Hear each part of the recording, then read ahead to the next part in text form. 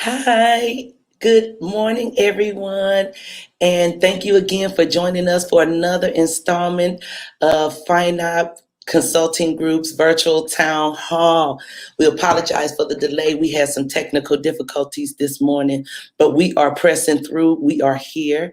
We are ready to have a wonderful conversation with our experts, our intelligent panelists.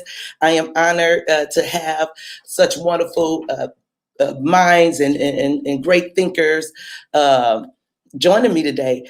Find out, of course, as we've said before, we are a financial literacy and education company. We like to, or a group, we like to offer financial literacy to underserved communities, but we understand that the knowledge of finances is just the beginning. There are also behaviors that sometimes are barriers to us really engaging on that path to financial freedom and creating that generational wealth. So we want to help you create that process that you need so that you can obtain those goals. And we want to do that through these town halls as well, offering this free education and knowledge so that we're not telling you to vote or not in this particular town hall. That's not our aim or our goal. We're not telling you that you're wrong or not for doing it. What we want to do is provide the education so that if you engage in the voting process, you have the information you need so that you can make wise, informed decisions. So, without further ado, we don't want to hold you all beyond because we know you've been waiting or pins and needles for this conversation. So let's go ahead and get it started. I want to welcome our team of wonderful panelists. We're going to have them come on, and I'm actually going to let them introduce themselves so that you all could get to know them and they could kind of give you the information that they would like for you to know. Again, we like to come from a holistic point of view. So we have experts from all areas and backgrounds to give us basically the information and the tools we need to make informed decisions. So welcome my panelists. Hey, hey, y'all. Hey, Hey, hey, good As I morning. call them morning. my friends, yeah, these my friends. These are my friends. So I want to start with my who I call my friend, even though you know how they say, no matter how many years you go, it doesn't matter. You come back together and you still catch up, kiki, talk. I've talked this woman's ears off. We want to start with our mental health specialist that's on the panel. She's going to help us really break down the behaviors behind the stress of voting and participating in the voting process. So we want to start with you, Miss Rochelle Moore. Listen, y'all, this is my classmate, Miss Rochelle Moore. Um, so introduce herself, and then we're just going to go around from there. Okay, good morning, everyone. Thank you so much for having me. I'm excited to be on this panel with all these amazing, good, great people and all these beautiful faces and smiles. I'm ready to learn. I'm ready to grow from this conversation. So, I am Rochelle Moore, and I am the owner and operator of Restore Counseling and Wellness Services. And at Restore, we provide counseling services to individuals, couples, and families. We also provide coaching services as well as wellness services. So we cover the gamut. Um, yeah, and so we're here. You can reach us. I am a trauma focused therapist. However, we understand that we experience anxiety, depression, PTSD, just all of those other dynamics that fall under that umbrella of trauma that we don't really necessarily relate to trauma. And so at Restore, we get to the root. We talk through it, we validate you, and we help you to understand that what you need is already in you. And so we just bring it up to the surface so you can be the best you that you can be. And our motto is choose wisely, choose you. So in every situation, you should be putting yourself in the front of your equation, and we help you to get to that space. That's amazing. Thank you, Rochelle. That's amazing. Anthony Cage, I think you up next. Oh, okay. My name is Anthony Cage Brisby. I work with the Urban League of Metropolitan St. Louis Save Our Sons program. I'm also an advocate, an activist, uh, I'm also a strong advocate of making sure we do our part out for the unhoused.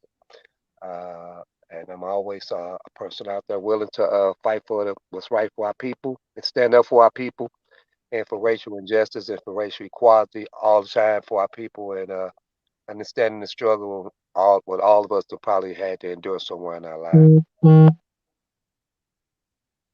Sounds good. We have, thank you, Anthony Cage. We have Yolanda, Yo Diva, Yogi Yancy, 18th Ward Committee woman. Go ahead, Yo Diva, introduce yourself. Good morning. My name is Yolanda Yogi Yancey. I'm the newly elected 18th Ward Committee woman in the fabulous 18th Ward in the city of St. Louis. That's Yeah, our tagline. And so I'm happy to be here. yeah. That's it. Oh, I got a lot going on. I'll tell you all later. I got a lot going on. Look, Short well, bios. we're here for What's going on? it. We're here for it. We ready, Mr. Mike Whittier? Let us know who you are. Hey, good morning, everyone. My name is Michael Whittier. I have the privilege of serving as a strategist of justice and health equity at St. Louis Integrated Health Network. Really, what that means in short is I work with the regional criminal justice system to improve access to care for our community members that are coming in frequent contact with our city and county jails and probation and parole. So our everyday folks who have low level crimes or being charged for low level stuff that otherwise could be handled in the community, otherwise handled with mental health, behavior health providers, social service providers, getting the necessary means to healthcare. So that's what I do in my day-to-day work. I actually also serve as a campaign advisor. I'm currently working as the No on 3 Coalition Director. That's an anti-gerrymandering amendment that is trying to undo our 2018 vote. And so we're saying no on 3, but like committee woman said, we could talk all day. I'll save a little bit. No, no. We also have just so there are a couple of panelists that are experiencing some technical difficulties. One is Mr. James Clark. He joined us briefly. He's chatting. He's basically saying he's going to keep trying, but we understand if there's some trouble getting on, but hopefully he's able to join us. He is the new Vice President of Public Safety and Community Response for the Urban League. So once he comes on, I'll let him have a few words. We also are awaiting another panelist, Mr. Robert Dillard, who is a political strategist. He's also having some difficulty logging in, but hopefully he'll be able to join us shortly. So let's start this conversation.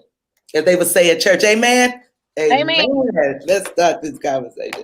So the reason the reason we wanted to focus on, so let me just start from here. FinOp, a consulting group, is doing a series of town halls, and we're doing these up until January. And so the theme for October was the community, the power of our political voice, because we thought this would be the perfect time to have the conversation. Some of us have already voted on absentee ballots, but there are some who have not voted. There are some who still, even though they're registered, they hadn't decided to exercise their right to vote. So we felt like this would still be enough time to maybe encourage those not to necessarily vote or not, but to know why you're not, or to know why you are. And we wanted to really have this conversation with experts and not lean just to our own opinions or our own thoughts. So we want to start with just the behaviors that go into it. Why do you think it's so hard to get? And I want to really pose this question first to Rochelle.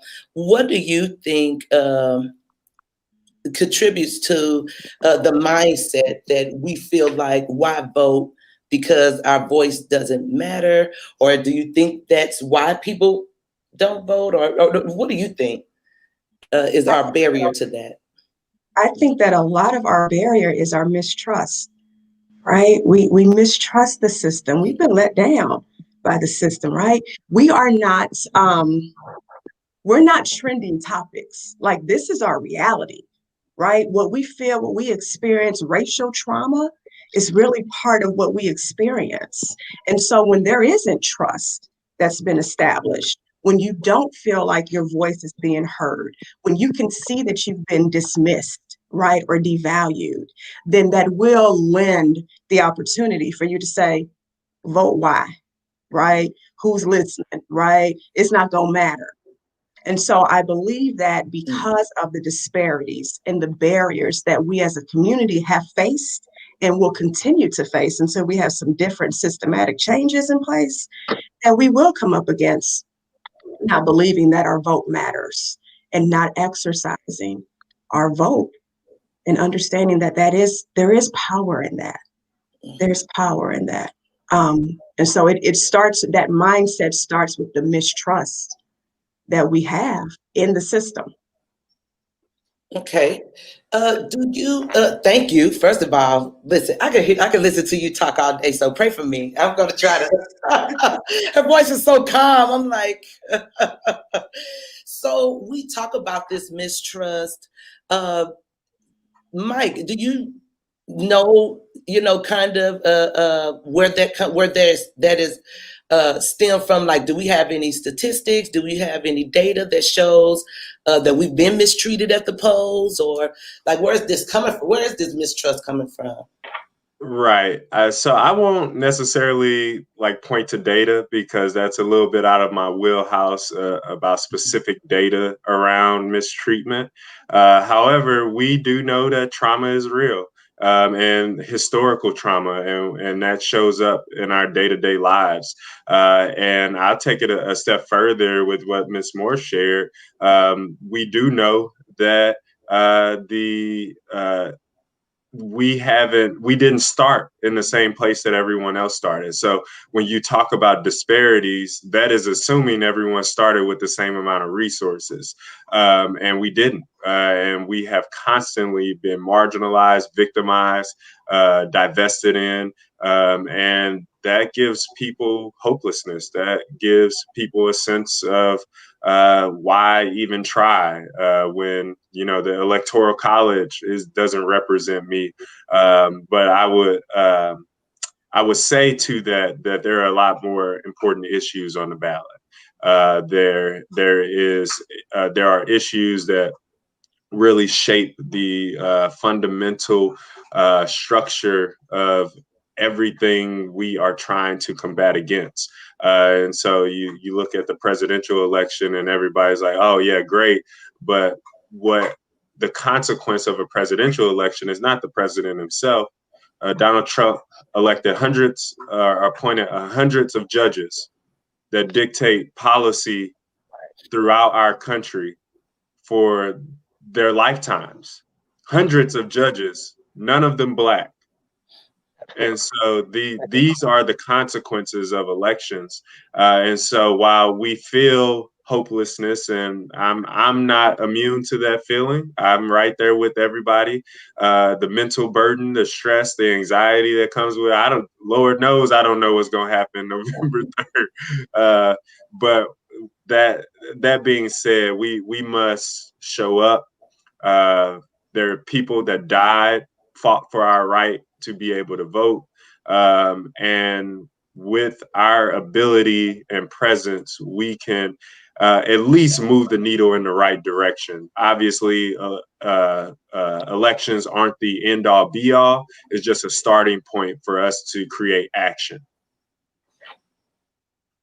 Good, thank you. So we talked about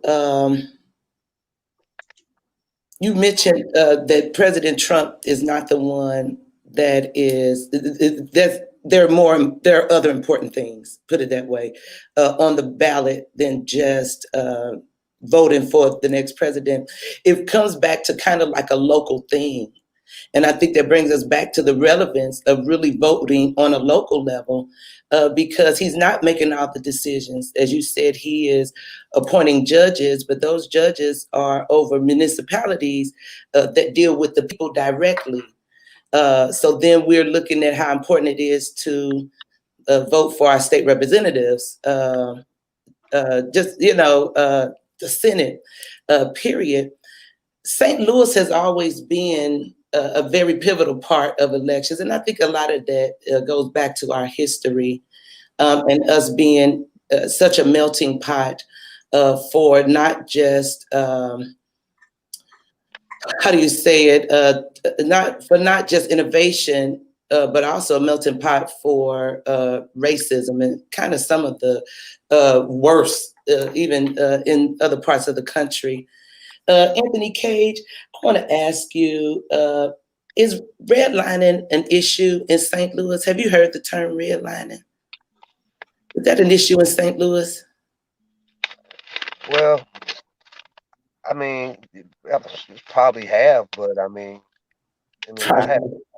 I really haven't really got off into the redlining aspect of it, but I guess if you're asking me directly, sure it is. But I just wanted to get back also to elaborate what they was also talking about from the point of why people, some of us choose not to want to vote or don't think they have a reason to vote, and sometimes it also is just the direction in which they were. Some people were, especially now within the system, we have a lot of people that choose to make decisions to let other things and people make decisions for them that don't always be all accurate. So if you go back to just with some of the celebrities that have came out and asked you to vote or not to vote, my whole thing is why would any of them ask you not to vote, even if you're not voting for what they want or believe in?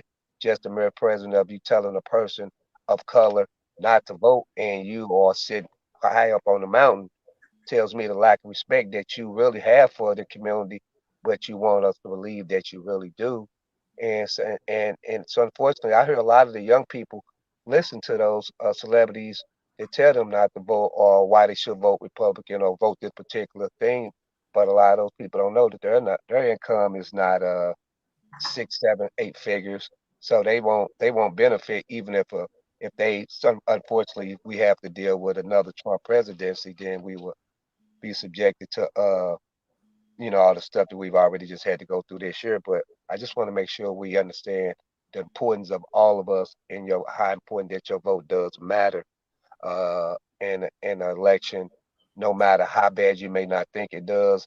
And I know that they say the electoral college, based off how he won in Pennsylvania, Wisconsin, and Michigan, with less than 1% of the vote, that should really just encourage you just more to understand just how important your vote really are. So sometimes we get the wrong people telling you things to make you think that your vote, the mere deception that we already a little apprehensive as it is of voting and not believing in the system itself. So any flaws or things that happen just gives them more reason not to want to. So our goal and method should be more also focused on how we find a way to make sure that they do understand from a local, not just from a national level, but from a local and a state level, from these people that we have in Jefferson City that make local decisions for us that don't always reflect this, in a way that's beneficial to us. So they really have to understand just how important they vote is from a local, state, and a national level. So I just hope we encourage them in so many more clever and creative ways for them to understand just how important they vote really is. Hey, can I add to that? Yeah, absolutely. Because what Mr. Cage has said is so important, and I want to be clear. If folks' vote wasn't important, there wouldn't be deliberate attempts to undermine that. Exactly. Whether it's mail-in process, whether it's having notaries, whether it's reducing polling places, whatever the case may be, we should be at a point in time where we can vote electronically from our phones, that it's a national holiday, all these things that make sense, right? Or maybe too much sense. But in addition to that, we're seeing in real time whether you're educated on these issues or not. So the No on Amendment 3 campaign is exactly that. In 2018, we voted 2-1 as a state to clean up Missouri politics for transparency, for voter protection. And the state legislature said, no, Missouri, you got this wrong. And we're going to propose another amendment. And not only propose an amendment, but we're going to trick you to thinking it's something that it actually isn't. Right. And so if our votes didn't matter, that wouldn't be an issue. That wouldn't happen because it would, all the policies that need to be passed would already be passing. And so Missourians vote do matter.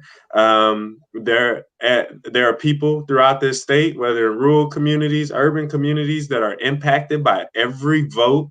And outside of the presidential election, every other vote is based on populace.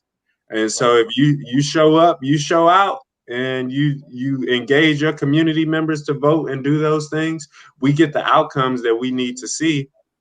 I mean, another example of voting matters. Bob McCullough was elected, a couple days after or before Mike Brown was killed, or the same week or something like that. Primary, and then we had to endure with that and trying to get justice for Mike Brown, and getting a prosecutor that just is just downplaying the significance of what is happening in communities and in St. Louis County. That was a reality. And then we elected prosecuting attorney Wesley Bell. We elected prosecuting attorney Kim Gardner. So everybody's vote matters. It's so critical.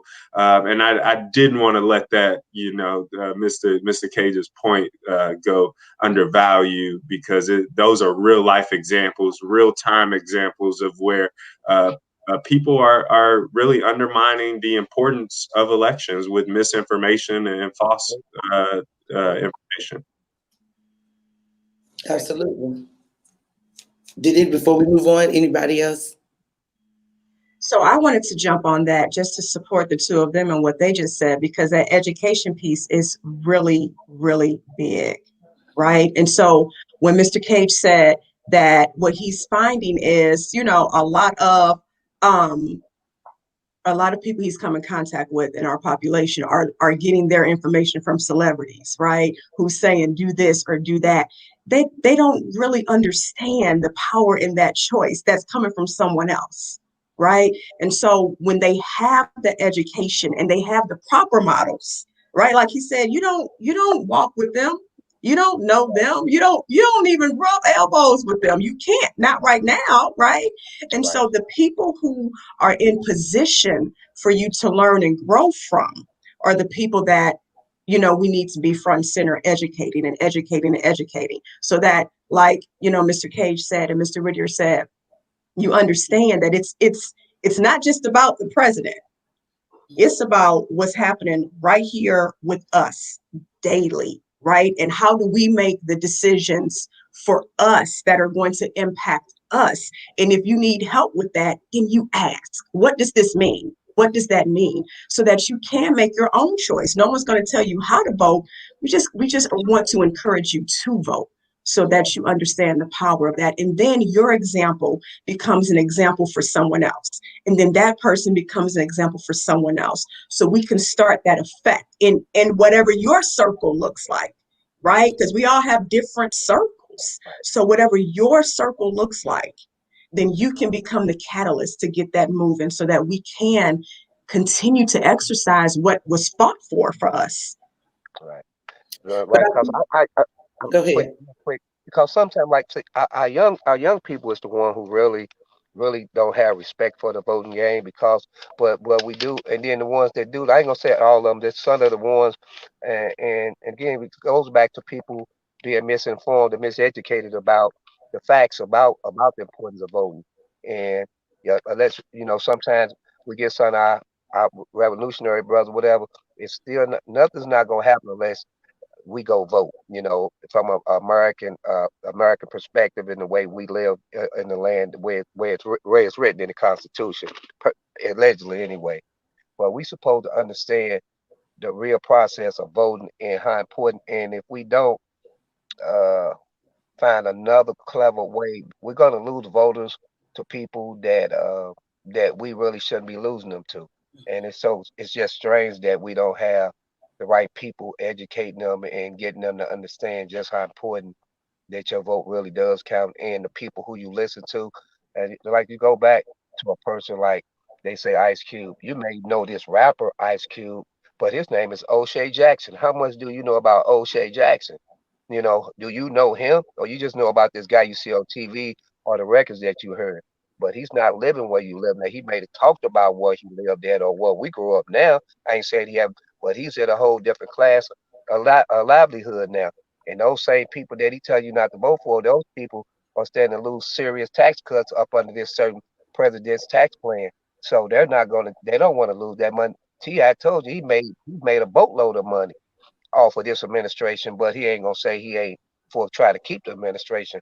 Unlike some who just tell you things to just make you want to believe because they know some of us are easily misled by people. They know they power. They know they power, and so they're gonna use their power in a way to make these people just. I just don't understand why would you wait so late into the game if you really were so sincere about this.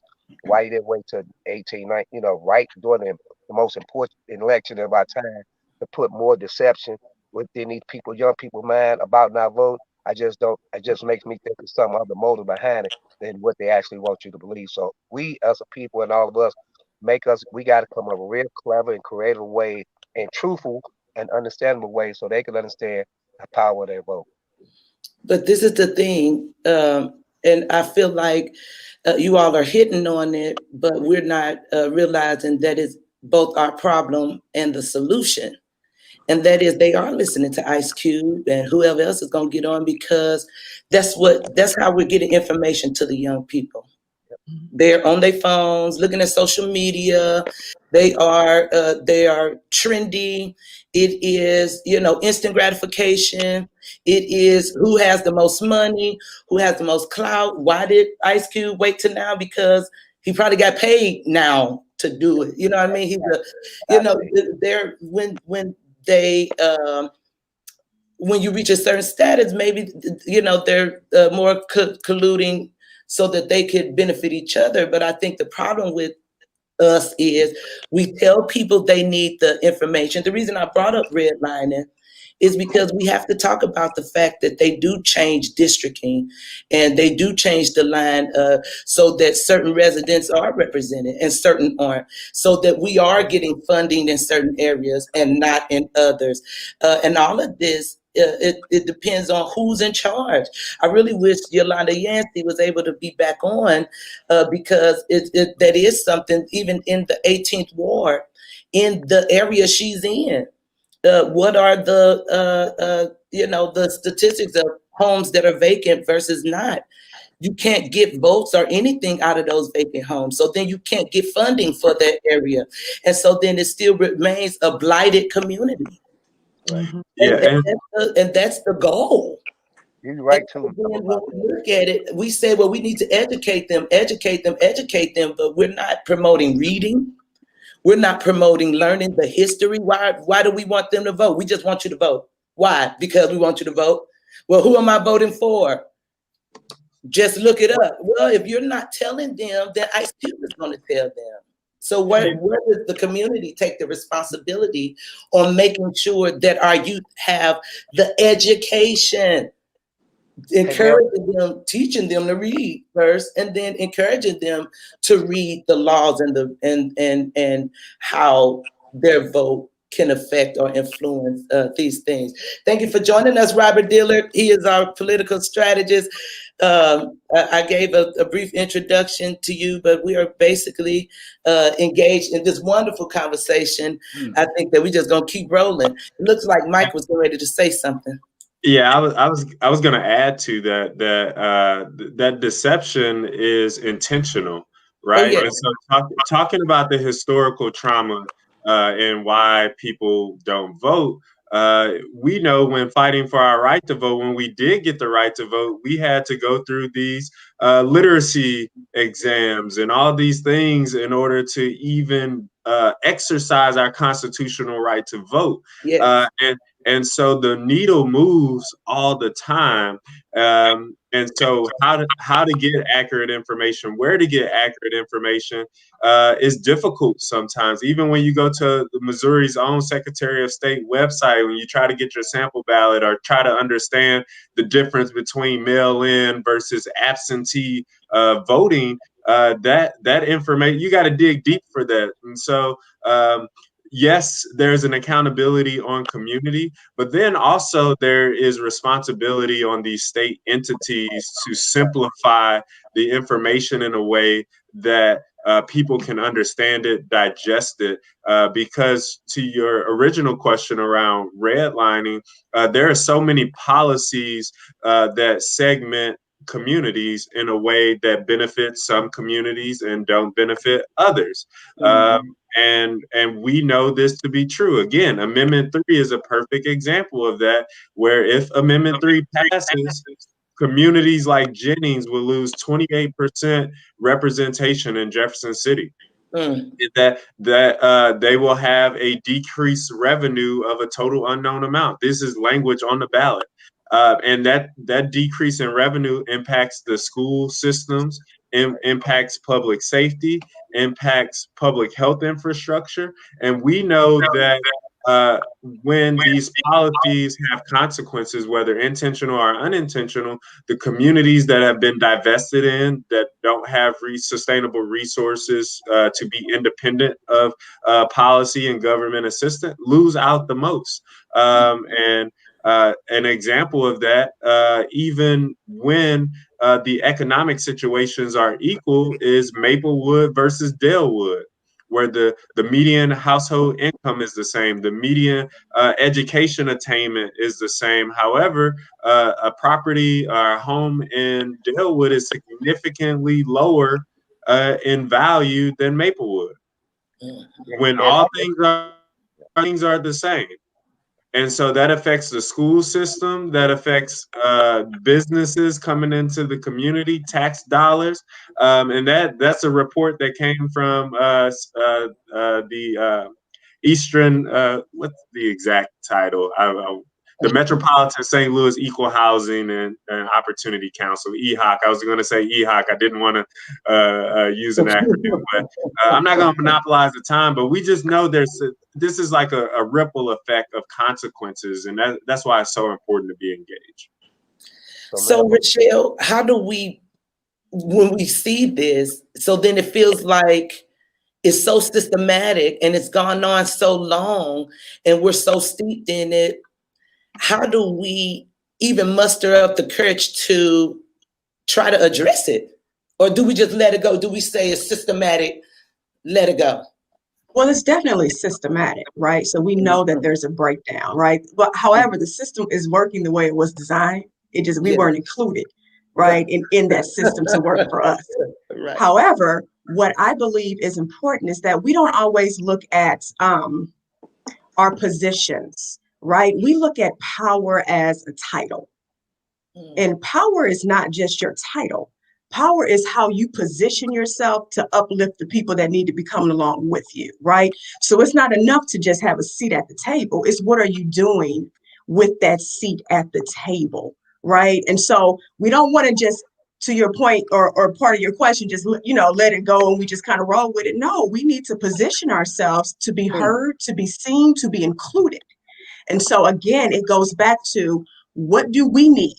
Right? How do we need to be seen? How do we need to be represented? And then how do we bring that up in our communities? So in each community, as Mr. Whittier said, we are Maplewood and Dalewood, or Dalewood and Jennings, or Jennings and Hazelwood, right? Or North City and South City. We're all right here in Missouri, but we're still very different, right? And so there are different levels of power in each one of these pockets that needs to be coming to the front to represent us the way that we need to be represented. And that's the question. How do we need to be represented? Sometimes we have people from the outside of our communities come into our communities to tell us what we need. And that's not how that works, right? And so really engaging and educating is going to be the piece that has to be first and foremost, and how we continue to move the needles in our favor, and how we understand that, a seat at the table is not just a seat at the table. Otherwise, you're just sitting in the room, being able to say that you have a title. And it's bigger than that. What do you do with that? And how are you benefiting those around you so that they aren't looking to social media for their education? They understand that we have community resources that are available to assist them in educating and moving forward and uplifting them and positioning them to move forward and be the catalyst in their communities. Thank you. I think that's a wonderful answer. Go ahead, Anthony Cage. It looked like you were saying something. Yeah, I wanted to say because in our communities, and the reason, like you say, it goes back to who you vote for. Like, so if you got a certain political party that's basically blatantly trying to suppress voting in every aspect, and that, so that alone, that's why, like you said, if you call out here, or you go on these websites, you like, wow, why is it so hard to get them? Well, sometimes, those are some of the little small tactics that's used. Those you may not actually see it, but any little thing it should never be hard to vote. So anytime somebody trying to make it extremely hard for you to get access to voting, information about voting, the openness about voting, then that's a form of voter suppression. And so, so first of all, you got to get people who don't want to suppress voting and there. And we lose things because, like, it goes back to census. If we at the census, we don't, everything's about funding. So, like you said, you can lose, Deerwood and Maplewood are the same. But the difference is that us, the color, we. So Right. if we got, it's more of us in there, then of course the value they're going to make, because they the one who make the law. So they're going to say, well, why did our value go down? Because it's more of us in their community. I lived in Deerwood when when it was still predominantly white. And then all of a sudden, more of us start moving in. And then all of a sudden, Jack is no longer the mayor because Jack had been ran unopposed in Deerwood for years. And then when Loretta decided, before Reggie became the mayor, the Loretta, everything just started going downhill per se, as they want to call it. But it's just only based off the color of our skin. And so that means we got to get those type of people that don't have our best interest in heart, whether it be our color of skin or their color of skin.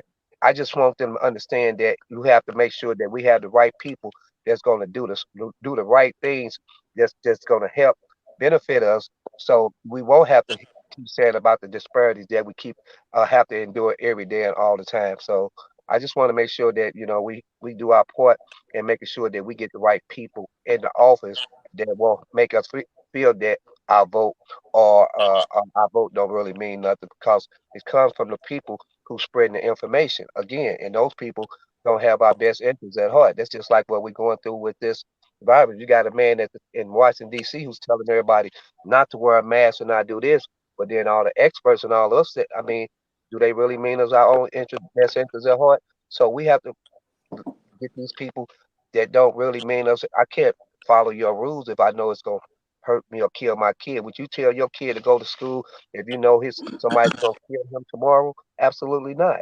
Yeah. I mean, absolutely not. So, you're gonna do what you can to protect your child. So if these people just telling everybody to do something, it's not. We all know the effects of it. 200,000 is still counting. I mean, it's just self-explanatory. So, sometimes we just have to get them to understand common sense, regardless of how bad it is. We just got to get them to understand common sense. Thank you. So, Mr. Dillard, as our good morning, as our political strategist, and then I have another question for you, Yolanda Yancey. So stay tuned. As our political strategist, what are some of the tools you think um politicians are using to try to encourage our young people in underserved communities uh, to engage in the voting process? Are there informational packets or websites? Is there a real intention to educate our youth on policies or procedures? Yeah. Well, I think that I'll first say that I don't think that politicians do enough to engage younger people. And I think part of the reason is that they don't know how. As a strategist, I have tried to encourage that movement more so by teaming with elected officials and candidates who put forth a concerted effort to do so. And that's just by involving themselves in more youth-oriented events and really teaching and providing resources for people so that they can see the connect between their vote and what's actually happening. I think more often than not, what happens is that, and this is kind of straying away from the point, but I'm going to bring it back. I think just the same way that, wealth is inherited, so is poverty. So when poverty is inherited and passed down from generation to generation, it gets to the point where it breeds apathy in people, and people have this willingness to give up. If nothing's going to change, nothing's going to happen anyway. Take care of yourself, do for yourself, and voting's not going to help. So it's just kind of really undoing and unraveling that onion and peeling that back and reminding people that a lot of the reasons why we're in these positions is because we don't act and because we don't vote. So it's just really getting the younger people and engaging them and helping them to understand in our communities why our communities look the way that they do. Our communities are underfunded because certain bills that we may not have understood the language of have been passed. So just really, someone said earlier, I forget who said it, but just making the language understandable for people. Because oftentimes these politicians, and maybe not always intentionally, are speaking over the heads of people, and then they don't really understand what's going on and understand the connect between their vote and what's actually happening. So they're disengaged. So my goal, something that I do with the political candidates or electeds that I serve and have represented, is before elections, we just put together some online packets in just layman's terms to really let people know what's on the ballot. This is what it looks like, but this is what it really means. So it's kind of like a translation between the language of politicians and then regular people. So I think as long as we continue to do that, continue to be visible in the community and don't show up only during election time, those things are important, because that happens a lot of the times with our elected officials. They're busy doing everything else, during the other 3 years, and then the fourth year they come by and ask for your vote and tell you how important voting is. But then people are like, well, where were you for the past 3 years? Now it looks like now you look like a used car salesman. So I think it's really important that we build trust. I think trust is essential. Building trust in the community, showing up, having it look like an altruistic experience as opposed to just a beneficial experience. I think all those things are important, and encouraging people to vote. And I think that, one thing, people have a distrust in, the presidential process because of the Electoral College, and I understand that. And we have to remember, when the Electoral College was formed back in the late 1700s, there was no, first of all, Black people were counted as only 3/5 of a person. And in Virginia, where James Madison was, who introduced the Electoral College, Black people accounted for 60% of the population in Virginia. So when the Electoral College was created, not only did it not take Black people into consideration, but it also didn't take into consideration the different political parties. There were no Republicans and Democrats in the late 1700s. So we're really using an outdated system for today. The only benefit that I can really see to the Electoral College, which depending on how you look at it is a benefit, is there's no problem with a national recount. With the popular vote, if something goes left, then the whole nation has to do a recount, and that could be a big mess. Well, you don't really have that with the Electoral College, so it works to that benefit, but it's just really a system that's outdated. And I understand why people are losing faith in that. But you also have to remember, these local elections, mayoral elections, governor's elections, none of those have the Electoral College. So that really is based on the popular vote. And the reason why a lot of these white candidates try to appeal to the Black community, because they understand the value of our vote. The problem is we don't understand the value of our vote. So the white people are voting, the rich people are voting, the haves are voting. It's really important that the have-nots vote so that we can one day have. And I think with the younger generation, instilling that mindset in them is essential and paramount. Hey, Mel, could I say this real quick? Go ahead. That was fantastic. Thank you, Robert. Go ahead. No problem. Thank you. Mel, by me being a protester and activist, what I did learn with people like it's like education. Like you go back to the system. Like a lot of those, it was a lot of those rich kid Republican kids per se. People, their parents are Republicans, lifelong Republicans. But when they came out and started protesting, they were like, my parents have always taught me, told me this so and so about this political preference or these colored people or whatever. But then as they started going to school and college and started meeting people like us, what the thoughts that their parents told them don't match out and things didn't match out. And so a lot of those parents, this is where you're starting to see change at. A lot of those rich kids start saying, no, we don't like that direction no more. We don't believe what you've been telling us because we've been out here with them now and we see. So, they want to get locked up. They want to be said they can sell their kids. They was part of change. I see them going on the front line, getting tear gas. I'm serious. I be out there. I do. And Mm-hmm. so I see them saying to their parents, they go back and they tell their parents, Mom, Dad, no more. We won't change too. It's not right. It's not fair. So we have to educate our kids the same way, just the way, sometimes, we got the same way with our kids. We always thought that whatever our parents told us, for us with voting, well, that's all we knew. I'm gonna vote a Democrat. I'm gonna vote this or I'm gonna vote that because that's what I was taught. But they getting on people. It's 2020. It's a lot of difference now, and people get to see things. Social media, it's off the charts now. And this wasn't a lot of things that we didn't have at first. So we have to take all those things into consideration, how quick some information can get across to someone, especially with social media. So it is opportunity for change and people to understand because I'm out there and I see a lot of those kids out there when I be protesting out there and acting and I look up and they out there for change, but I'm looking, it's 5,000 people out here and it's 300 black people out here. What I mean, it's 500 black people. What other 3,500? They have other color.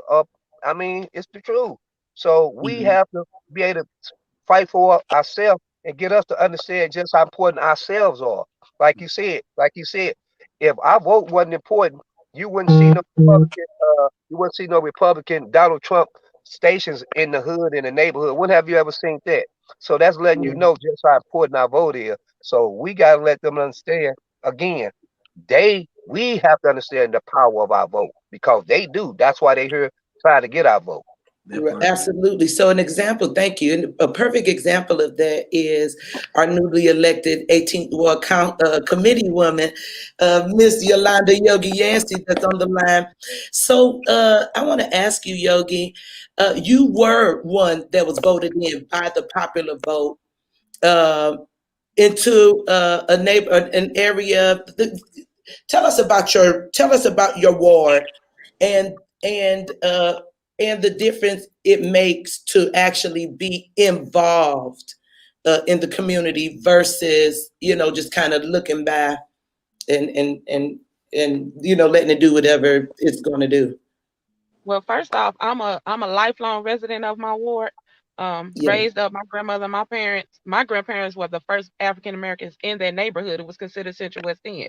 So the owners of Falstaff Beer and all them were their neighbors. And now that I'm older, I understand why they moved in that particular neighborhood because the church was on the corner, the schools were 5 houses down. That was big for them coming from Arkansas. So I was raised up as that little kid. I was up under them. My grandmother was big on the election, so I actually worked with her up under some of the politicians. Ernestine Hill was the committee woman in our 18th ward. So I'm that politician that's in the middle where I can work with the millennials, but then I have the respect of the elders that paved the way. I will never negate the work that's been done and laid, but I also realize that time is changing. And so I'm that middle person. I'm like, okay, well, can we look at this option as well? And with my election, it was crazy because the current committee woman passed in May. She was 36. Her name was Ellen Todd. And so that night, I started receiving phone calls just out of the wazoo. Yo, you need to run. Yo, you need to run because I had already been. That's where the peak came in for me. I'm a social worker by trade, and so I've worked with thousands of families, city and county, including in my neighborhood. At that particular time, I had been over here in 25 years doing the work, simply doing the work, and that's what put me kind of ahead of the curve. They both of the young ladies that ran against me, I had never seen an election, a three-way election for committee person number one in my ward. And actually, the average voter turnout would be maybe 300 or so. To have almost a thousand votes was phenomenal. So they're saying that that was historical in itself. And all I did was went and met with the people door to door. I went myself, hit the ground, pay, even in a pandemic. I was just hell bent on running a clean campaign. I didn't smear nobody.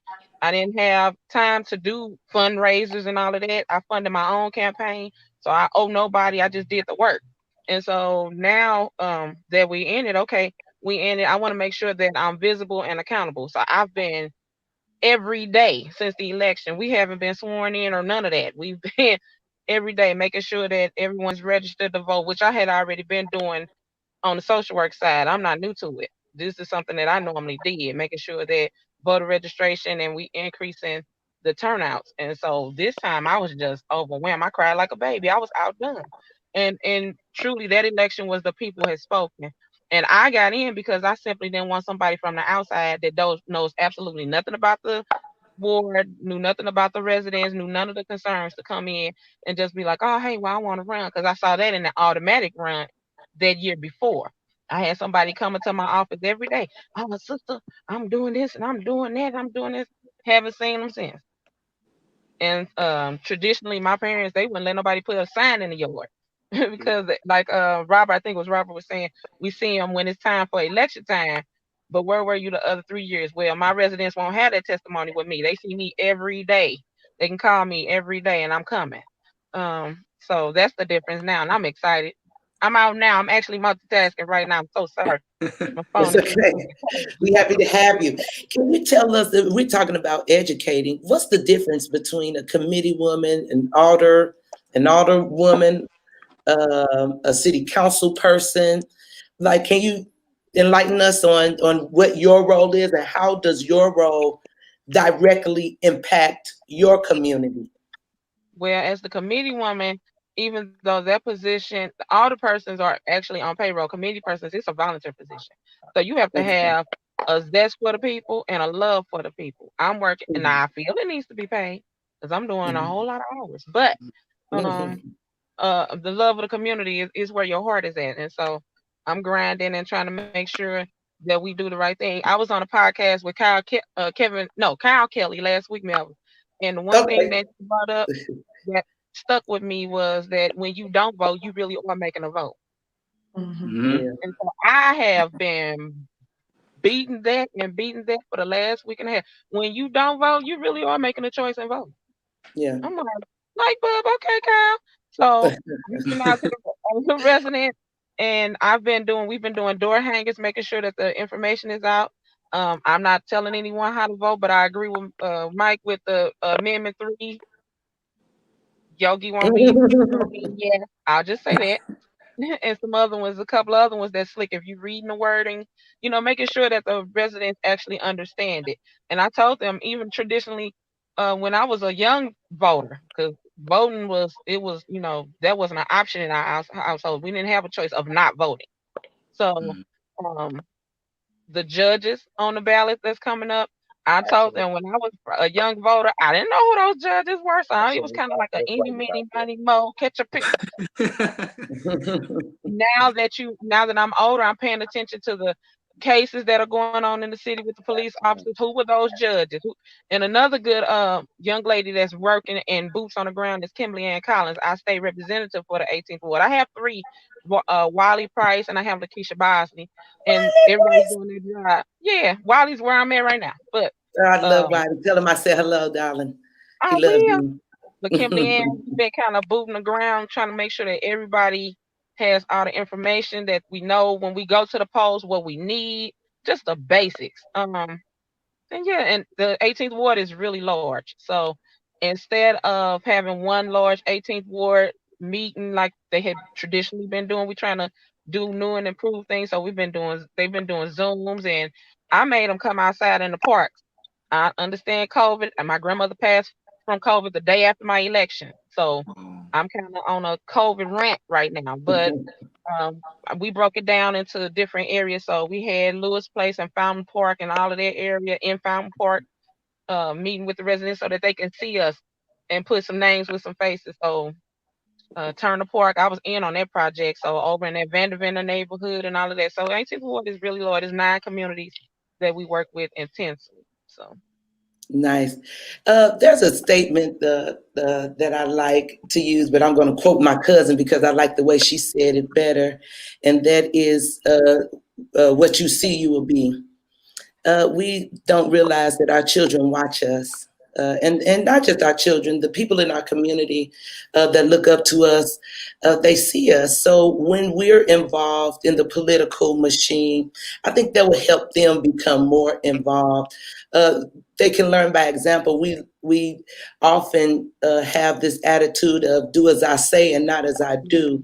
We complain about the things that are going on in our area. We complain that we are in a food desert, or we complain that our schools don't have the resources we need to for our students. We complain that the politicians are crooked. We complain, but we it's very few of us that are actually active in this process. And I feel like our children or the youth see us complain and they see us do nothing. Mhm. So then when it's their opportunity to vote, we look at them like, why are you complaining and doing nothing? Well, they've seen us complain and do nothing. So I feel like what they see or what we see will be. And so they should see us becoming active. I have a question, I think, for everyone, and I would like you all to, whenever you want, just come in and answer. But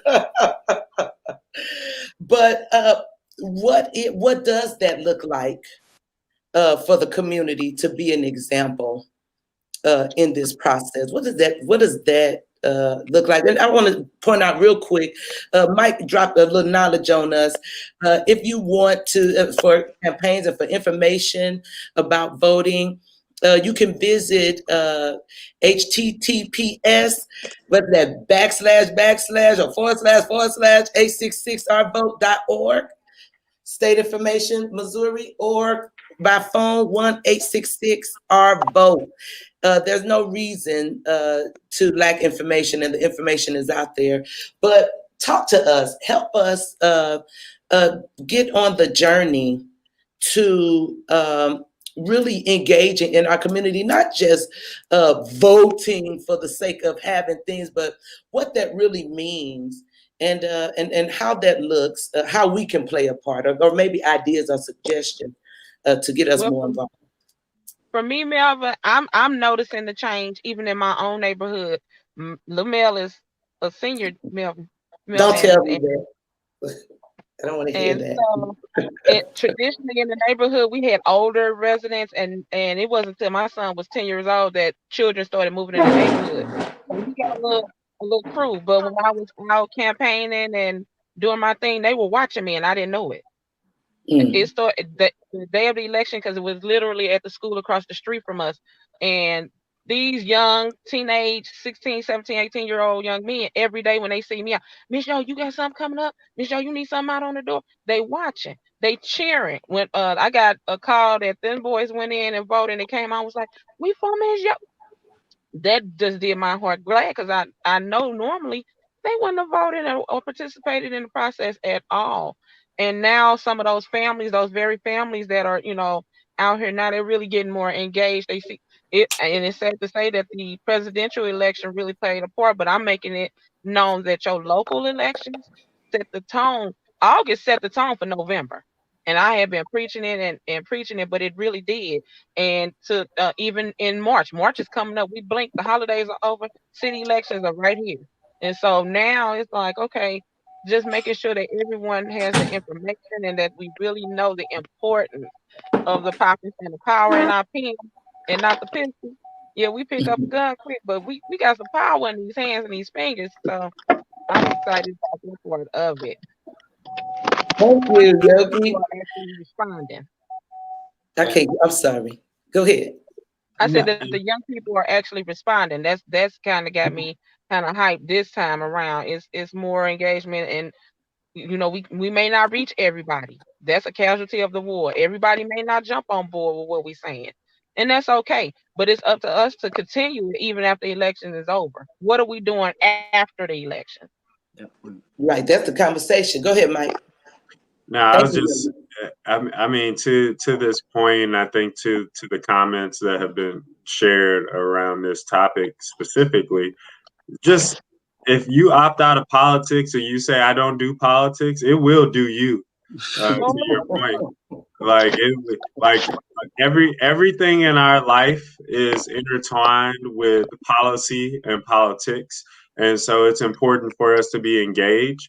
But I do want to just be a silver lining that.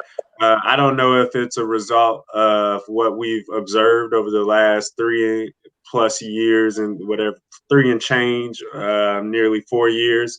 I don't know if it's, post Obama administration, but there are a lot of young people engaged. There are a lot of young people being out there. I was at a voting registration drive, a voting get out the vote event, and there were high schoolers on the agenda with myself, Cori Bush, our Secretary of State Democrat candidate, Yinka Faletti, and others. And so you do have young people engaged. It's just also, when do you start engaging them? And these are questions that we have to answer as a community, and they have to see it as a committee woman show. They have to be an active part in it. When we make these things mystical in nature, it also puts up barriers for people to be like, because it's hard. Where do I start when there's so much deception, so much deceit, and so much intentionality around that? And so we have to simplify it. We have to help our communities understand the nuances and how all of these issues are interwoven. Because as a healthcare administrator, people are like, well, why are you so like? Why is policy so important? But as committee woman shared, the primary election set the tone. We passed Medicaid expansion in the primary, which will give people access to care. It will bring back billions of our tax dollars. But not only that, we see 40% voter turnout in a primary election. That normally doesn't happen. And so, if that is any type of indicator of what we'll see here next week, or in 12 days it is, if that's any indication of what we will see a huge voter turnout because people are paying attention. And if anybody says that young people aren't engaged or older people have given up hope, that's intentional as well, because what we've been seeing is the exact opposite. And I think committee woman said it best. She lost her mother or grandmother to the virus. Sorry for your loss, but people are voting and risking their lives to vote. Like, let's not forget that early voting in states are high, and people are risking their lives to vote. So, yeah, there's a lot of people engaged. There's a lot of hope. We just have to engage. It's our responsibility to engage those voters and help simplify the information. And Rochelle, And I would before say you much answer, like, I was I'm gonna sorry, go say, ahead. before you answer, I wanted to ask you to throw into your answer, and because I have a question. Do you think that lends to a mentality? Uh, what Mike is saying, everybody getting back out there voting. Like, do you think that that lends to a mentality we have now, like where we are now in this dispensation of time, where people are just kind of over the political jargon, over the smoke and mirrors? But go ahead, give your answer. But I have that question in there too. So if you can integrate that with what you got to Okay. say. So what I was going to piggyback off of was the importance of introducing it in our homes early. So much like committee woman, for myself, my sons would go vote with me even when they weren't old enough to vote. So they would stand in line get up really early. It's dark outside. I got to be at work, so we got to get up and hit these doors as soon as they open. But they were understanding the importance of what I was doing. And so when they became of age to vote, it was important for them to feel like now I can exercise my right to vote. And what I have seen, much like Committee Woman and Mr. Whittier have said, is that there is a lot of engagement in our young people.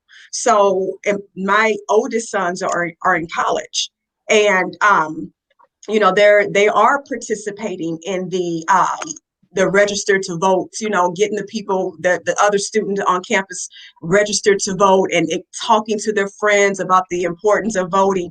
My kids have already, one of them has already early voted. And then the others have plans, like what are we doing on vote day, so they are engaged. And I think that, to your point, the mentality is coming from they want to utilize their power. They're understanding that they have a voice, and they probably are tired. They're tired. They're frustrated, right?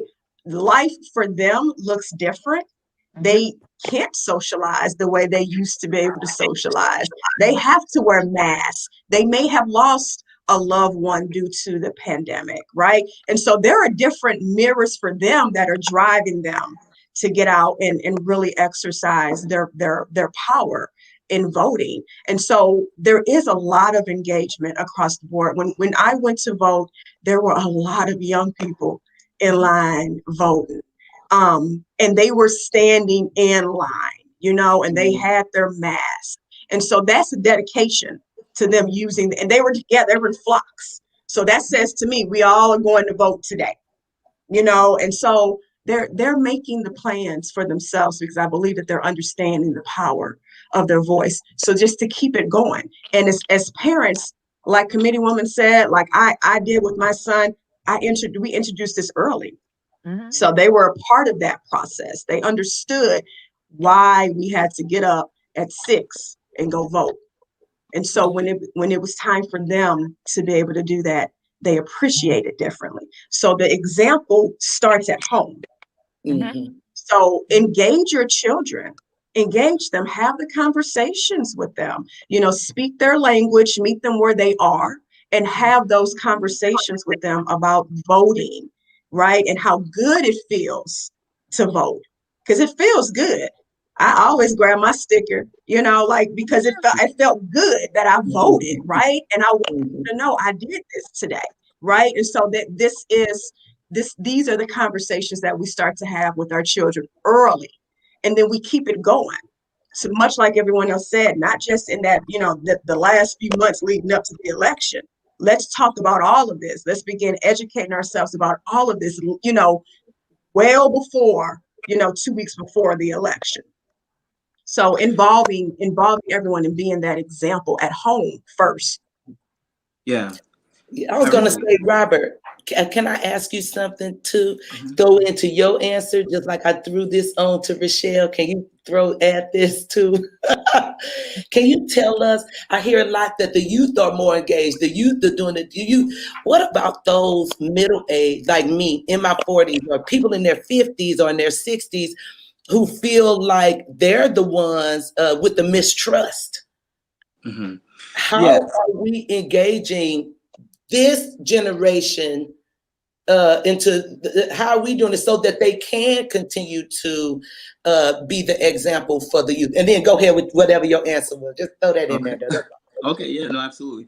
I think that part of it is really the mistrust that's bred from people like, in our generation, I'm almost 40, is that the dissemination of accurate information.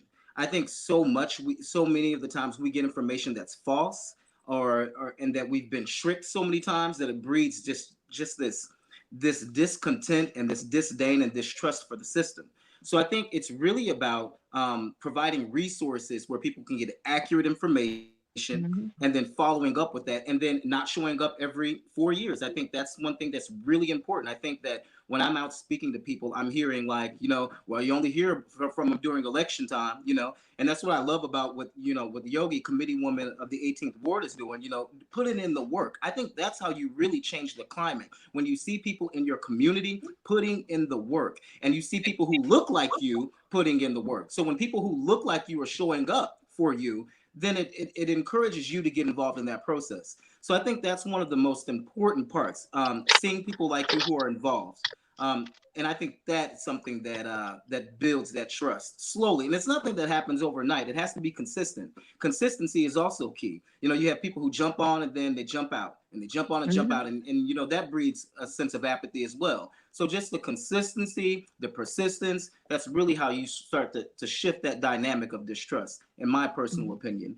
And as far as the importance of voting, I love what Rochelle said. I think for me, it was the same. In my house, voting wasn't an option. It's something No. that we did. When No. I saw my great grandmother, she passed in the early 1990s, but she was a committee woman as well. So, I would see her, have, politicians at the house, and I would see this was such a big part of my upbringing. And, on election day, it was a big thing in my house. Tomorrow's election day, are we all gonna go together? Or, you woke up like Rochelle said, you woke up before the sun came up, and that was something that you did. So as I grew up, it became normal to me to get ready for election day. So when it came time for me to vote, it was knee-jerk reaction to vote. So for me, that was really important and influential, coming from a family who really instilled in me the importance of voting. So I think for children growing up now, the generations coming up now, that's really important. But also, I'm a silver linings type of guy too. Even though we have so much unrest right now with the current president, with the crimes against minorities by police, even though we have all of that, I think one thing that it does, especially with our young people, is it lights a fire in them. It really allows them to see what happens when we don't have the power. And now we want to get that power back. We want to take that power back. So what's happening is I see a lot of young people saying, I'm coming out to vote against the establishment, the status quo. And I think that if this time does nothing else for us, it lights the fire under us to be more than what we've been in the past, or to affect more change than we've affected in the past. So I think that's something else. It's inevitable that the haves, my grandmother said a long time ago, she said, and it wasn't in terms of voting, but she said, when people get tired, that's when they make a change. And I think that, you can only push us down so low before we stand back up. I mean, and especially minorities. Look at everything that African Americans have been through. If we're nothing else, we're resilient. We know how to get back up and push. And I think that this climate right now that we're in is encouraging a lot of young people to vote. Also, and the last thing I'll say, because I don't want to monopolize the time either, is that another thing that Rochelle said that I think that's important is, I'm proud when I get that I voted sticker. I post it on social media. I post it on my Instagram, because when you do that, you start to control the climate. So what happens is people see that and people want to be in on that movement. Nobody wants to be on their social media and seeing 200 people with their I voted stickers and be the only one who doesn't have it. You know what I'm saying? So even if you get into the psychology of that, it's important that we vote and share that experience with other people that we're involved in to kind of shift the dynamic of voting. So those are my thoughts. Did I answer your question? I'm sorry. Listen, honey, you sure did. Always, you're so articulate. I love it. And that's kind of, and I'm appreciative that you said that, because that's actually convicting me and pricking my heart, because I vote all the time. I grew up in the house. My dad was on people's campaign committees. We had people's signs in the yards, and my daddy was on the PTO. Listen, if you could vote on it, my daddy was doing it. in every council, alderman, whatever, every election, when I say before, I worked with my dad for years, he'd be like, well, before we go to this class, we have to go to the library and vote for this thing and vote for this. I'm like, wait, what? This is not a regular year. This is not in 4 years. I just did this last year. But it was a rite of passage in my house. You turn 18. Listen, you're supposed to vote. We didn't have the option. But it got to me, what convicted me is I would go vote and get the sticker and still wouldn't post it because I don't like bandwagon people. I used to feel like everybody just on here with the sticker because it's on Instagram, because it's on Facebook. You don't even know what you voted for. You don't even know, so I'm going to be the anti. Yep, I'm voting. I got my sticker. I have pictures in my phone now of me and my daughter. And she's only 11 with stickers on, but I'm not going to post them because I don't want to feel like a bandwagon. But you know what? That's a great way. If we want to bandwagon anything, let's bandwagon that. So Positive. I'm going to change that narrative and I'm going to start being proud. So thank you, Robert. Thank you, y'all. Listen, I don't want to hold you all too long. We still have more discussion and great conversation to have. But I want to open the floor again just for if there's something else anyone wanted to say on this subject before we move forward, and ultimately we're not going to hold everybody till noon, but No, I think this is a perfect time to plug No on 3. So I'm gonna take a moment to do that because I think it captures so much of this conversation. Right. No on 3. Yeah. So with that being said, what Amendment 3 is, for those who's watching this that didn't have the opportunity to see Melva's and our interview the other day, but what Amendment 3 does is undo our 2018 Clean Missouri vote. It reduces our representation in Jefferson City. It reduces Black communities by 28%, really reminiscent of what Robert shared, is that 3/5 a person, 3/5 a family. It reduces Latinx and Asian American communities by 54% respectively. And it's all in this attempt to clean up Missouri politics even more by $105. And we know $105 would not clean up Missouri politics. So what you'll see on the ballot is the first bullet says $5 reduction in lobbyist gifts, and then $100 reduction in Senate state candidate campaign contributions. The last bullet is about repealing our 2018 vote, and then you'll see a fiscal note that says there's no cost savings. And there is a expected decrease in revenues to local governmental entities, meaning your municipal government, your county government, will see a reduced revenue, which has implications on your funding of your health, your public health infrastructure, our public health departments, our public safety budget, and then also our schools infrastructure, all these things that help communities thrive. And we know this is a last attempt to gerrymander districts in a way that is advantageous to non-Hispanic white. And this is Missouri trying to undo the will of the people. We have a national spotlight on us. This will make Missouri the only state in the country that doesn't count all of its residents when drawing up political districts for our state legislature. And so we want to say no to all of that. And if that isn't bad enough, all those things aren't bad enough. In the amendment, it blocks Missourians from suing any rigged maps, and it blocks judges from even throwing out illegal maps. So we just want to say no once and for all to this. We want to set good precedents. We don't want to be on the bad end of bad politics. And so Missouri, please, please, please say no on Amendment 3. It is regressive. It takes us back to Jim Crow South Mississippi, literally, is the last time where people weren't counted for the state house maps. And so please, please, no on Amendment 3. I can say it. I'm not a politician. I can say it. No on Amendment 3. Yeah. Listen, honey, that ain't all you can say, but thank you. I say what you need me to say, Mel. This is so great. I love it. There's this book that I read. It's called The Broken Heart of America, St. Louis and the Violent History of the United States.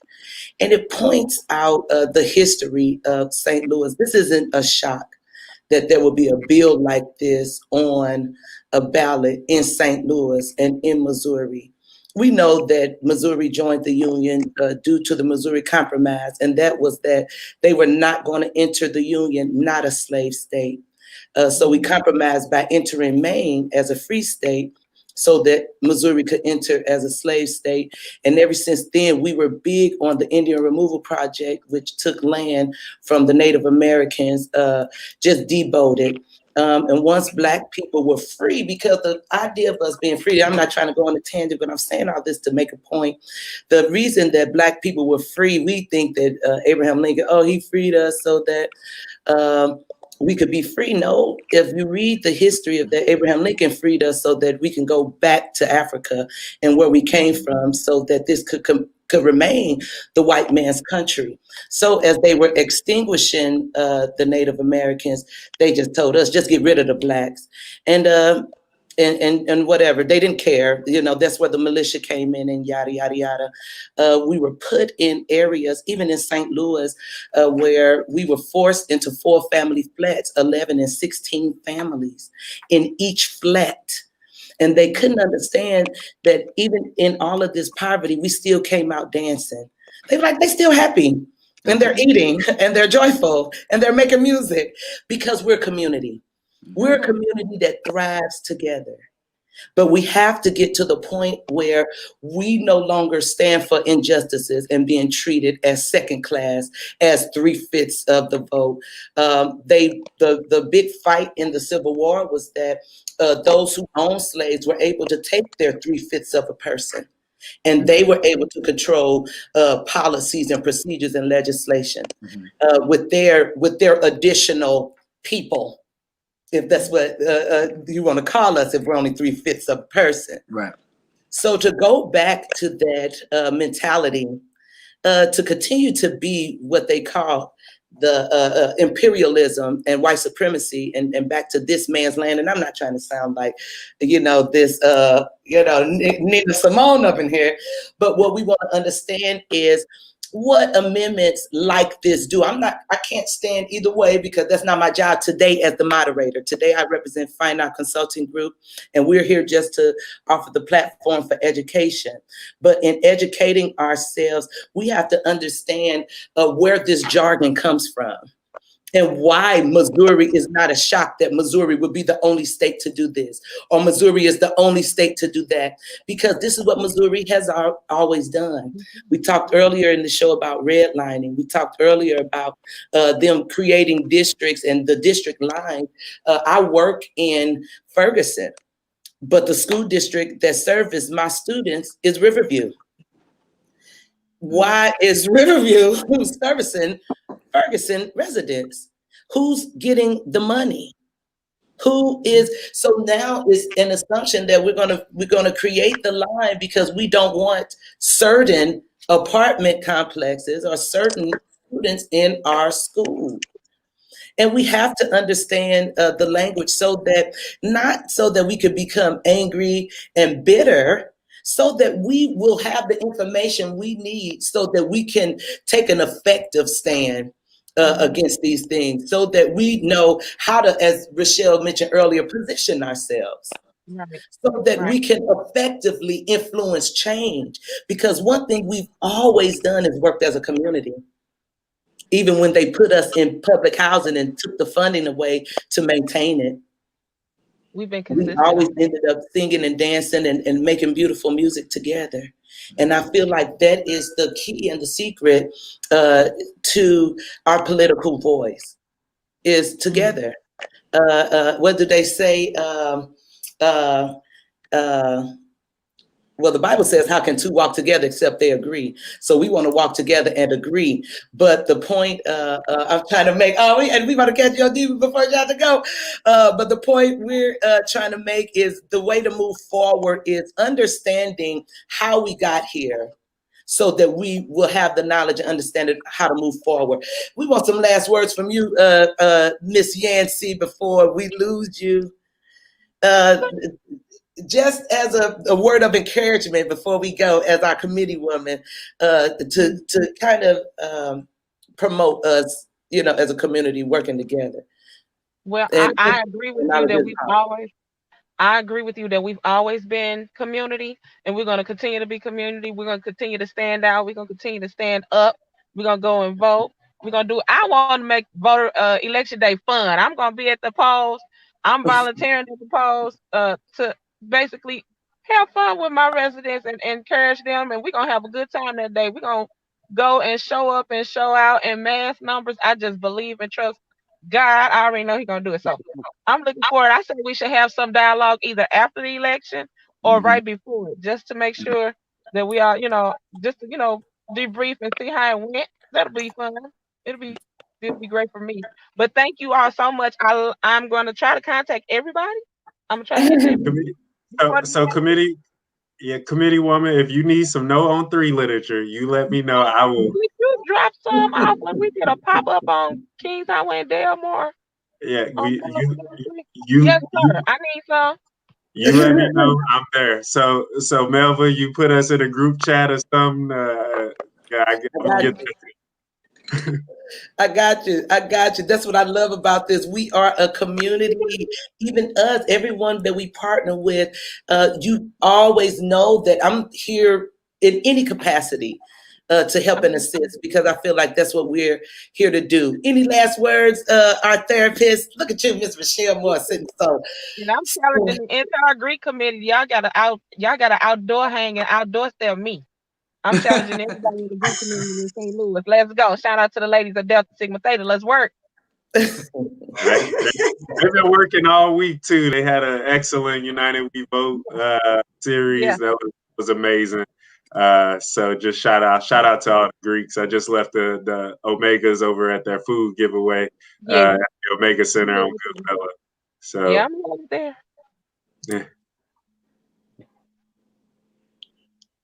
So I think in closing for me, I want to hone in on what you said, right? Community and togetherness, right? So that is a fabric of who we are. That really is, right? And so tapping into that and understanding that we are together in this. Nobody is solo.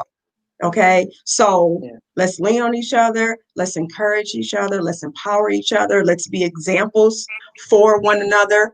And move forward. Continue. I'm going to keep using Mr. Whittier's move the needle.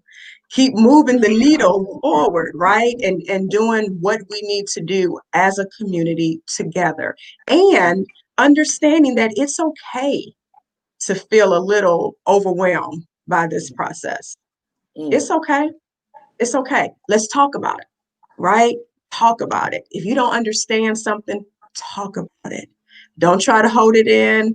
Don't let it get so overwhelming that you make the choice that you don't matter and your family doesn't matter, Mm. because you do. You do, and they do, and your community does, right? And so leaning on that togetherness and that community is big. I think that was beautiful because it really is the fabric of who we are. And yeah, reaching out when we need help, because this is important, and it gets overwhelming, and it gets to be too much sometimes when we are turning on our TVs and we're seeing how we're being devalued, right? And then it's easy to say we don't matter, but we do, and that's exactly why we do. So position yourselves and use your power. That's That's good. good. I'll I leave, love I, I'll leave our political strategist, Mr. Dillard, to go last. I'm gonna put the pressure on him. it. As you should. but uh, to just really segue my comments from Ms. Moore's comments is we have to protect our energy, and that's mental, spiritual, physical, all those things, and it's part of being in the political process. We have to protect our kids. We have to be a community, and that's to protect our own interests. We don't lobby as a community, since we only represent 13% of the country. They really feel like they could show up every third year, every fourth year, and say, hey, we need your vote, without progressing our interests in between. And so we really must protect that energy by being engaged, by being informed. And so we have to do everything we can to simplify it, to share with our neighbors, share with our loved ones, share with our friends, our colleagues, but then also share with people that don't look like us, to inform them of how important these issues are to our communities. And we know that when the most marginalized, when the most divested communities improve, our entire country improves. And so we must continue to do that. And last time we talked to Melva, I left a book, so I'm gonna leave another book. Yay. As a healthcare professional, policy is important. It's important. Healthcare intersects with policy so much because it is predicated on good policies. And in order to ensure communities are thriving, we need good policies. And when communities thrive, we're healthy, we're well, we are a strong economic fabric to making those communities safe for our children and families. So, with that being said, amazing book called The Political Determinants of Health by Brother Daniel Dawes, a administrator, executive at Morehouse School of Medicine. And so I encourage people to check it out, to see how important the intersection between policy and our health as a community is. So thank you for putting on this amazing town hall. Thank you, FinOp, and all the amazing panelists. Thank you, Mike. That was all amazing. Hopefully we have that. We want to get that book. We want to stream that across maybe a banner or something if we can get that information out. When you recommended the last book, I was getting text messages. What's that book again? My cousin is reading it. It was crazy. I was like, oh, come on. So we love to read around here. Education, knowledge is power. So that's where you start. Pick up a book. So thank you for that recommendation. I'm not going to even make my recommendation now. We'll just go ahead and do this because, listen, honey, the people listen. Go ahead, close us out, Robert. I just want to say thank you for, this opportunity to speak to people. I think the thing that I want to say first and foremost is that, we're talking about how do we change the climate and how do we shift things. But, one of the ways that we do it is what you've done here, what we're doing today, having the important conversations with people who are involved in the community and with people who look like, the disenfranchised, and having these important conversations and encouraging people to get out there and vote and to participate, if nothing else, to participate in the process, to incline them to vote at some point. So having these important conversations are great. So I want to thank you for doing your part and bringing some cohesiveness. So thank you. Shout out to you. And I also Shout out to us. yeah, for sure. And I also kind of want to piggyback off of what Michael was saying. This is such an integral experience. Everything is interconnected. One thing connects to the next. Voting is connected to policy. Policy is connected to, our financial empowerment or our reach for financial empowerment, from our emotional health. Just everything is so interconnected. I think it's also important that we as minorities take our health, our mental health more seriously. I think that so many of us don't do that. And that sort of contributes to our suppression in a lot of ways. So just having these important conversations and reminding people of their intrinsic value, because sometimes we forget that, is really important to just bringing this whole thing home for minorities and minorities alike, ones that are, experiencing the same oppression that we're experiencing, but aren't, necessarily Black, African American. So I'm just thankful for this conversation. I'm thankful for, I think we're heading. I'm thankful for, there seems to be sort of a revolution going on right now that I think is extremely important. And I'm going to continue to ride that wave and do as much as I can, affect change in this wave by showing up at the polls. And like Yogi said before she left, making it fun, because that's another thing that attracts young people, making it fun for them and making sure that the accurate information is disseminated for people in our generation who have mistrust issues. So there's just, we have so much work to do. I would, I can't, I respect everyone's position and where they come from, but I can't get behind the people who don't want to vote just because, you know, my ancestors, your ancestors, our ancestors fought too hard and too long for us to sit down and do nothing. And I really want to respect that by continuing to carry this torch. So if we can all just stand up and carry this torch home, we can create a better future for us and the people who come after us. So I am dedicated to doing that, and I'm thankful for you and everybody else on the panel and everybody watching. Because if you're watching this, you're interested in affecting change as well. So thanks to everybody watching as well. So thank you. That was good. That's look, way to close, honey. You good at this. I'm gonna have to call you back. What else do you do, Robert? No. For sure. Because, honey, we are here every month until January. Thank you all again for your wonderful insight, for your words of encouragement, for your level of professionalism and expertise. Again, I couldn't thank you enough. I want to make one quick announcement. FinOp Consulting Group, we are conducting our second focus group. It's called What's Your Deal? This is November the 5th from 6 to 8 p.m.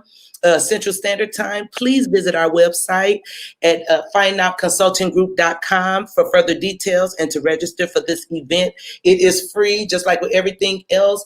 Our goal and our mission here today is to offer, again, free education and knowledge so that we have all the tools we need to make effective decisions. Yeah, I can't thank you enough again. I'm gonna let y'all go early. Oh, I would say lunch on me, but no. But you'll have to catch me first. So again, thank you all again, Rochelle, Mike, Robert, Mr. Clark, who tried to get in several times but was having technical difficulty. So now you owe me another town hall. Okay, maybe next month. To Anthony Cage, who came on, to Yolanda Yogi Yancey. We thank you all. We thank you all for your time and consideration. Thank you for your partnership with FinOp Consulting Group. Again, if there's anything we can do for you, please let us know. We are here and more than able and willing to help. For those who are watching, thank you again for joining us.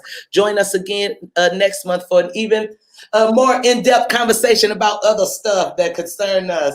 But until then, have a great Saturday. Thank you all. Thank you all. Thank you all. Thank you. Later. Thank you.